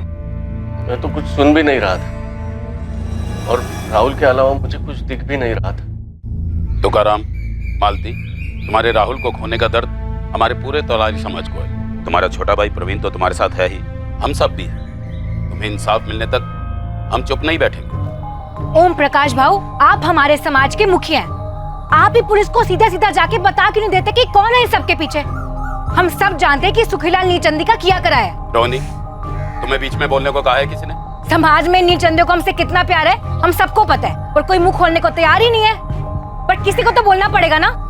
मेरे भाई जीतू को खा गए वो लोग। उधर देखिए, सुरेश भाऊ के कमलू को भी खा गए। जिसका कोई जाता है वही जानता है। एक मिनट, बघा ओम प्रकाश भाऊ, क्या हमें पक्का मालूम है कि सुखीलाल सेठ ने मेरे बच्चे को मरवाया? कोई और भी तो हो सकता है ना? कोई और मतलब? साफ साफ कहो तुकाराम, डरो मत। हम काहे का डर भाऊ, मैं ये कह रहा हूँ कि कातिल कोई और भी हो सकता है, हमारे बीच में से हो सकता है। तो उसका नाम लो तुकाराम दादा, बोलो। हाँ तुकाराम, नाम लो। अगर बिरादरी में किसी पर शक है तो नाम लो उसका। हम सब भगवान की कसम खाते हैं, जो बात यहाँ हुई है वो बाहर नहीं जाएगी। कसम खाओ। कसम है, कसम है। लेकिन अगर किसी का नाम नहीं लेने वाले तो अपनी बिरादरी का नाम तो ना ही लो। बेकार में वो नील चंदी और पुलिस वालों को मौका मत दो हमारे लोगों को परेशान करने का। मुआवजा कितना मिला? क्या? सुखीलाल के आदमी पकिया ने तुम्हें पैसे दिए थे। ये सुखीलाल का आदमी पकिया, वो कल आया था यहाँ, इस तुकाराम को कुछ पैसे दे रहा था। लेकिन मैंने आपको बताया था कि वो पैसे किस लिए थे। कल सुखीलाल सेठ ने पकिया के हाथों मेरी तनख्वाह और 1 महीने का एडवांस भिजवाया। हाँ बताया था, लेकिन हम कैसे यकीन माने कि जो तुम बोल रहे हो वो सच है? हो सकता है कि मुंह बंद रखने के लिए वो पैसे दिए गए हो तुम्हें। साहब, मैं अपने बेटे राहुल के कत्ल के बारे में चुप बैठूंगा, लेकिन हमारे सामने तो तुम चुप बैठे हो। हमारी नाक के नीचे एक आदमी का तुम्हारी बीवी के साथ 1 साल से अफेयर चल रहा था। ये बात तुमने हमें बतानी जरूरी नहीं समझी। तुम्हारे बेटे के कत्ल के अगले दिन तुम्हारे समाज की बैठक में खुद सुखीलाल का नाम हुआ। खुद तुम्हारे समाज ने मुआवजे और तहकीकात की मांग की और तुमने एक शब्द भी नहीं बोला। क्यों? साहब, मेरा दिमाग सुन था और इन दोनों बातों का मेरे बेटे के कत्ल से कोई ताल्लुक नहीं है। ताल्लुक है, वो ताल्लुक तुम हो। क्या कह रहे हो आप साहब? तुम अपनी बीवी मालती से नफरत करने लगे थे, इतनी नफरत कि उससे ताल्लुक रखने वाली हर चीज से तुम्हें नफरत हो गई। और राहुल, वो तो उसी की कोख से पैदा हुआ था। नहीं साहब, ये आप बोल भी कैसे सकते हो? ये हम नहीं बोल रहे, तुम्हारी खामोशी बोल रही है। और तुकाराम, खामोशी का मतलब हम लोग झूठ समझते हैं। कातिल राहुल की जान पहचान वाला था, उसने राहुल को खेत में बुलाया और वो गया। और राहुल को खेत में बुलाने वाला और कोई नहीं बल्कि तुम थे। बाबा, आपने मुझे यहाँ क्यों बुलाया? आप मुझे तोहफा देने वाले थे ना? आपने मेरे राहुल को मैंने मारा। मैंने मारा राहुल को साहब। आप कैसे बोल सकते हो साहब? साहब, मैं कैसे मारूंगा मेरे राहुल को साहब? साहब, मैंने आपको बताया था ना, राहुल से कितना प्यार है मुझे। साहब, आप ये क्या कर रहे हो?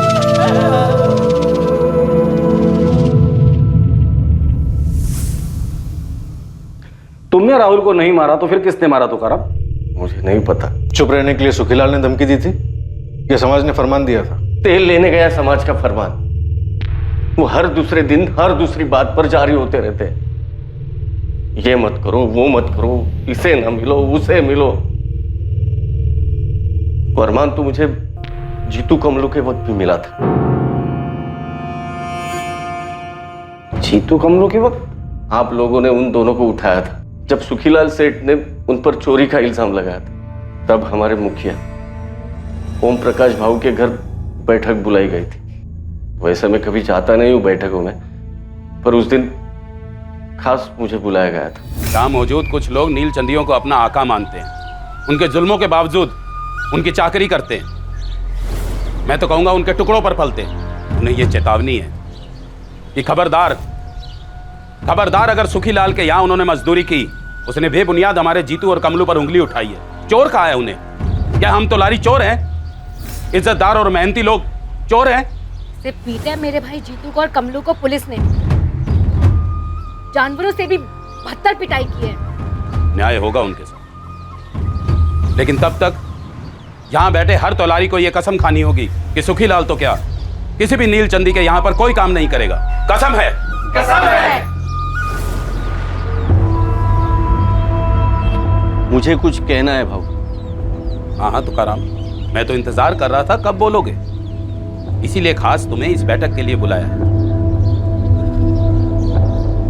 ओम प्रकाश भाऊ, सभी लोग जानते हैं कि इतने सालों से मैं सुखीलाल सेठ के खेतों में काम कर रहा हूँ, उनका खेत संभाल रहा हूँ। मेरा उनसे कोई बैर नहीं है, मुझसे हमेशा वो अच्छे से ही पेश आए हैं। तुम कहना क्या चाहते हो? कि इस चोरी के आरोप को सिर्फ एक चोरी का आरोप ही समझा जाए, इसे जात बिरादरी का मामला ना बनाया जाए। तो करम दादा, तो आप ये कह रहे हैं कि मेरे भाई जीतू और इनके बेटे कमलू ने वाकई में चोरी की है? मतलब कि आपने भी उन सुखीलाल नीलचंदी के साथ हाथ मिला लिया ना अपनी बिरादरी के लड़कों के खिलाफ? नहीं, मैं कतई ऐसा नहीं बोल रहा हूँ। मैं सिर्फ इतना ही बोल रहा हूँ कि पुलिस वालों को उनका काम करने दो। अगर आपके भाई प्रवीण का पुलिस भट्टा बनाती या फिर आपकी पत्नी मालती लड़के राहुल के साथ नीलचंदी कुछ कर देते तो फिर कैसा लगता आपको? मुझे ऐसी बहस में पड़ना ही नहीं है रोहिणी। और ओम प्रकाश भाऊ, यह आपका फरमान कि मैं सुखीलाल सेठ के खेतों में काम ना करूं, मैं इसे नहीं मानता। और मेरे जैसे जो जो मेहनत की रोटी कमा रहे हैं, दुश्मनी को मिटाने की कोशिश कर रहे हैं, वो भी इस फरमान को नामंजूर करे। अरे क्या नामंजूर करे? ओम प्रकाश जी नाइंसाफी है। ओम प्रकाश जी नाइंसाफी है। शांत। तुमने जो कहना था कह लिया तुकाराम। अब मेरी बात सुनो, जो समाज की मदद को नहीं आता उसके बुरे वक्त में उसके साथ कोई खड़ा नहीं होता। कल को तुम्हारे किसी अपने के साथ नीलचंदियों ने अगर कुछ किया तो दलील लेके हमारे पास मत आना। ओम प्रकाश भाऊ, समाज के सभी भाई बहनों, अभी आप सभी गुस्से में हो, तेवर चढ़े हुए हैं, इसलिए सिर्फ मैं यही कहूंगा कि दुश्मनी दो धारी तलवार है। दुश्मन का गला भले काट लो, दूसरी तरफ से खुद का ही गला कटता है।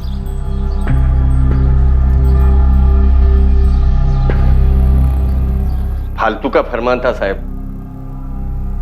कुछ लोगों ने नहीं सुना, कुछ लोग छुप छुप के काम करते रहे और खुद जीतू और कमलू छूटने के बाद वही सुखीलाल सेठ के यहाँ काम करते रहे और 6 महीने बाद गायब हो गए। मुझे नहीं पता वो गायब हो गए या खुद से ही गए या क्या हुआ। तुम्हें किसी पर शक है? किसने मारा होगा राहुल को और क्यों? आप लोगों ने पहले कहा कि मेरे बच्चे के मोबाइल फोन का मसला था, फिर बोले सुखीलाल सेठ, फिर बोले मेरा भाई प्रवीण और फिर शरद भाऊ, और अब आप कह रहे हो कि मैंने खुद अपने बेटे को मार डाला। मैं थक गया हूं साहब, थक गया हूं मैं। मुझे मेरे राहुल के पास जाना है साहब।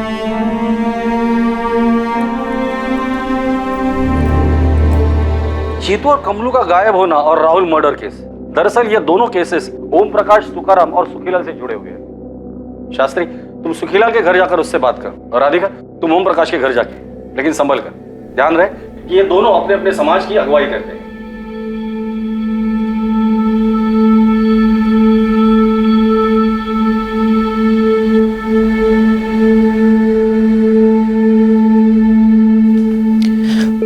बैठो मालती।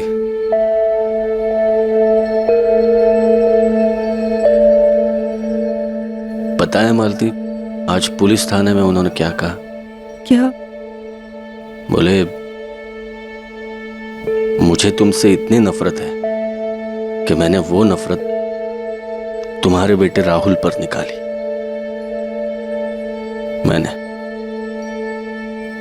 राहुल को मार डाला मालती, ऐसे बोले। कीड़े पड़े उन्हें।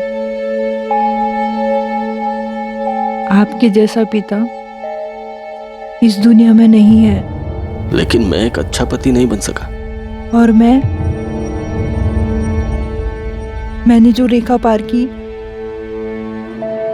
उसकी माफी इस जन्म में नहीं है।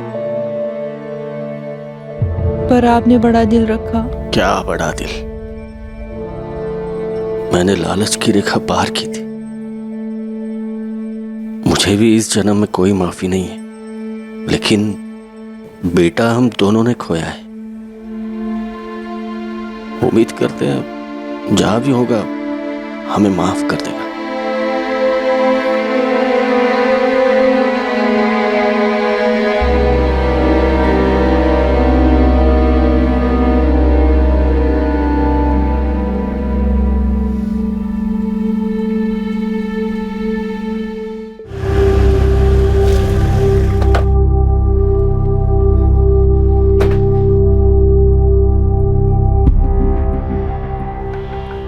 नमस्कार शास्त्री जी, बोलिए क्या सेवा कर सकते हैं?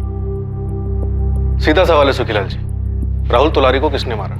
सुखीलाल नीलचंदी के खिलाफ सबूत इकट्ठा करना आपका काम है मैडम, लेकिन एक बात जरूर कहूंगा दावे के साथ, मेरी बिरादरी से ऐसा कोई नहीं है। अरे कोई अपनी बिरादरी के बच्चे को कैसे मारेगा? बच्चा तो मारा गया है ओम प्रकाश जी, और सुखीलाल के खिलाफ हमें कोई सबूत भी नहीं मिला। जीतू और कमलू के केस में भी नहीं, और कमलू तो लौट आया है। वही तो बात है, दोनों केसेस में जानबूझकर मेरा ही नाम लिया गया है। कोई बच्चा भी बोलेगा ये उन्हीं के बिरादरी में से किसी की चाल है। पर राहुल को सच में मारा गया सुखीलाल जी? खास मुझे बदनाम करने के लिए उस बच्चे को बलि का बकरा बना दिया गया होगा। नामुमकिन, लेकिन अगर ऐसा है तो मैं आपको जबान देता हूं हमारे समाज से आपको पूरी मदद मिलेगी उस गद्दार को ढूंढने में, लेकिन वो मिलेगा नहीं क्योंकि ऐसा कोई है ही नहीं।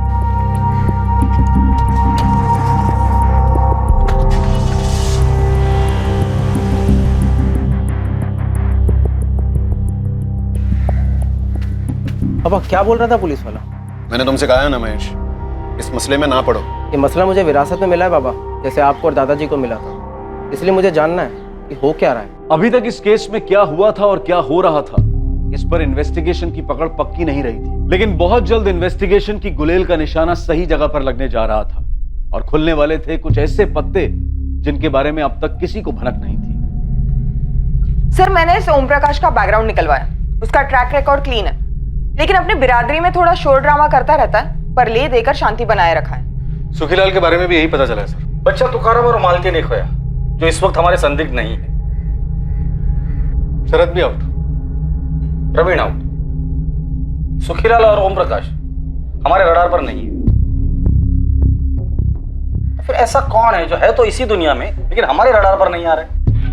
सर, वो फिर से आ गई है दिमाग चाटने। वो रोहिणी तोलारी और वही दुखड़ा गा रही है। जीतू को सुखीलाल ने गायब किया, राहुल को सुखीलाल ने मार डाला। शास्त्री, सुखीलाल जब यहाँ आया था तब उसने एक बात कही थी कि तोलारी बिरादरी से कोई तो है जो उसे फंसाना चाहता है। हाँ सर, उसने तो यहाँ तक कहा था कि राहुल को जानबूझ के मरवाया गया उसे फंसाने के लिए। सर, जीतू और कमलू के केस को हमेशा एक समझा गया। कमलू ने ये कहा था कि वो भागा नहीं था और जीतू के बारे में उसको कोई खबर नहीं थी। फिर भी उसका बाप सुरेश रोहिणी के साथ आता रहता था। कमलू के बाप सुरेश को उठाकर लेकर आओ। शास्त्री, इस रोहिणी की स्कैनिंग शुरू कर दो, उसके कॉल रिकॉर्ड्स निकालो। मुझे लगता है दोनों केसेस को जोड़ने वाली कड़ी हमें मिल चुकी। वो चोरी का इल्जाम वगैरह होने के बाद हमारा कमलू एकदम गपचुप गुमसुम रहने लगा था। एक दिन काम पे गया, फिर लौटा ही नहीं। मुझे लगा जीतू को कुछ मालूम होगा, विचारना त्याला पूछना। मैं तो खुद आपसे पूछने आने वाली थी सुरेश भाऊ। जीतू भी रात भर घर वापस नहीं आया, उसका भी फोन ऑफ जा रहा है। तो फिर मैं पुलिस स्टेशन शिकायत करने जाता। रुकिए 2 मिनट, मैं भी आपके साथ आती हूँ। लेकिन शिकायत क्या करेंगे? यही कि मेरा बेटा गायब हो गया, ढूंढो जरा उसे। सुरेश भाऊ, 2 जवान लड़के ऐसे गायब थोड़ी ना हो जाते हैं, उन्हें गायब करवाया गया। चोरी का इल्जाम नहीं लगा पाया तो देखो उन्हें गायब भी करवा दिया। किसने? वही कमीना सुखीलाल नीलचंदी। उसके बाद रोहिणी जो बोलती गई मैं सुनता रहा। दरअसल आप लोगों से बात करने के बाद कमलू जब घर लौटा तो रोहिणी भी पीछे पीछे घर आई थी। क्या बोली तब? कैसे आ रहे तेरे सवाल? यही कि जीतू और मैंने चोरी का माल कहाँ बेचा, जीतू कहाँ है, वगैरह वगैरह। लेकिन मैंने बोल दिया जीतू के गायब होने से मेरा कोई वास्ता नहीं, मुझे कुछ मालूम नहीं। अरे लेकिन तुझे ये तो मालूम है ना कि सुखीलाल तुम दोनों की जान के पीछे पड़ा है। देख, तुझे पुलिस को बोलना होगा कि तुझे पक्का लगता है कि सुखीलाल ने जीतू के साथ कुछ कर दिया है। मुझे तो माफी करो इस बिरादरी की लड़ाई में रोहिणी, तो पुलिस को ऐसा कुछ नहीं बोलूंगा जो मुझे मालूम नहीं या जो हुआ ही नहीं। जीतू गायब है और तू कह रहा है कुछ नहीं हुआ है। सुरेश भाऊ, आप कुछ नहीं कहेंगे? कमलू सही तो कह रहा है ना, काय चुकी से बोल रहा तो। सुरेश भाऊ, याद रखो ओम प्रकाश भाऊ ने क्या कहा था, जो बिरादरी की नहीं सोचता उसको कोई नहीं पूछता। उसके बाद मुझसे या कमलू की माँ से बात तक नहीं करती। मुझे हमेशा डर लगा रहता है कहीं ओम प्रकाश भाऊ से वो शिकायत न कर दे या कुछ कर न दे। अब चिंता न करें, वो कुछ नहीं करेगी, जो करना है हम करेंगे। हाँ, मैं राजेंद्र सुर्वे बोल रहा हूँ। आप कौन? झांझरवाड़ी पुलिस स्टेशन से सब इंस्पेक्टर शास्त्री बोल रहा हूँ। हाँ हाँ, बोलिए। रोहिणी तोलारी से काफी अच्छी पहचान है तुम्हारी। हाँ हाँ हाँ जी। रात को 2, कभी कभी 3 बजे वाली पहचान। साहब, रोहिणी 1.5 साल पहले मेरे मेडिकल स्टोर पर असिस्टेंट की जॉब पर लगी थी। 6 महीने हमारा अफेयर चला था और मेरी बीवी की तबीयत नाजुक रहती है तो। तुझसे सफाई नहीं मांग रहे, सवाल पूछे उसका जवाब दे। जीतू को जानता है? हाँ साहब, रोहिणी का भाई 1-2 बार शॉप पर आया था वो। अभी कहाँ है जीतू? मेरे को कैसे मालूम होगा साहब? रोहिणी ने 1 साल पहले जॉब छोड़ दिया था और मैं भी नहीं चाहता था कि वो वहाँ पे रहे, क्योंकि हमारा रिश्ता 1 साल पहले टूट चुका था। क्यों टूटा रिश्ता? तेरी बीवी की तबीयत ठीक हो गई थी क्या? नहीं साहब, वो मेरे को धोखा दे रही थी। सेम टाइम पर उसका दूसरे के साथ भी अफेयर था। दूसरे का नाम बोल। इंस्पेक्टर कुछ तो बोलिए।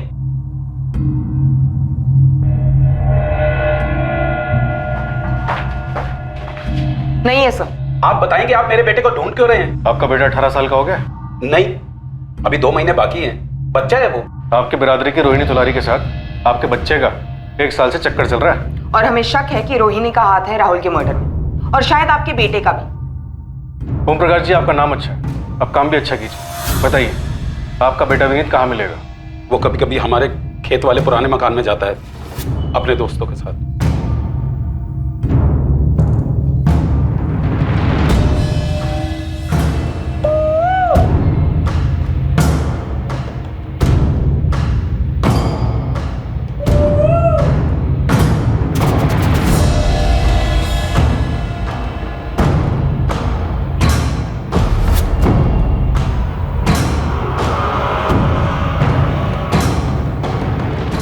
याला म्हणतात मजा।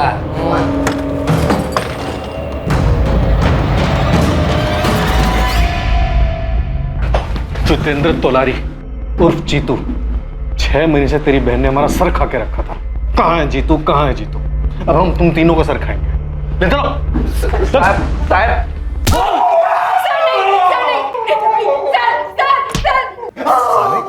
जो हुआ है वो सब सच बता रहा। कुछ भी छुपाया ना तो मुंह में एक भी दांत नहीं रखूंगा, तेरी सारी हड्डियां तोड़ दूंगा। बोल। तू भी समझी? पता नहीं साहब। अबे कब तक वही वही थके हुए गेम खेलता रहेगा? अब क्या करो विनीत दादा, जो है वही खेल रहा हूँ। सुन, आज शाम को 6 बजे नीलचंदी के खेत के अंदर मिल। एक आदमी है जो तुझे नए नए गेम डाल कर देगा, वो भी फोकट में। फोकट में? हाँ, लेकिन तू किसी को बोलना मत कि वो और मैं तुझे मिल रहे करके। अगर तू किसी को भी बोलेगा तो पूरा सारस गांव पीछे पड़ जाएगा कि हमें भी दो, हमें भी दो। खा देवाची शपथ की किसी को नहीं बोलेगा। ठीक है, फिर शाम को 6 बजे। ये जीतू का गेम डाल के देने वाले?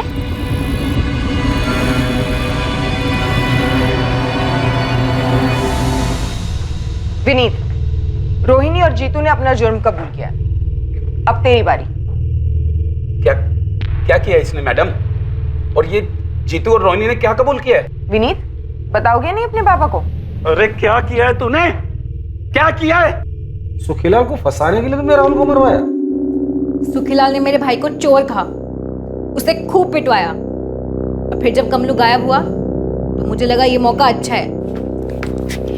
जीतू, जीतू उठ ना, जीतू जल्दी उठ। कमलू कल रात से गायब हो गया, कहीं भाग गया होगा। तू भी कुछ दिन के लिए गायब हो जा। मैं सुखीलाल नीलचंदी के खिलाफ शिकायत दर्ज करने वाली हूँ। सबको लगेगा उसने तुम दोनों को गायब करवा दिया है। फिर देखना उसकी खैर नहीं। समझ गया ना? चल जल्दी कर, अब क्या सोच रहा है, जल्दी कर। लेकिन जब तुकाराम ने साथ देने से मना किया तब मेरी सुलग गई। मुझे उसे सबक सिखाना था।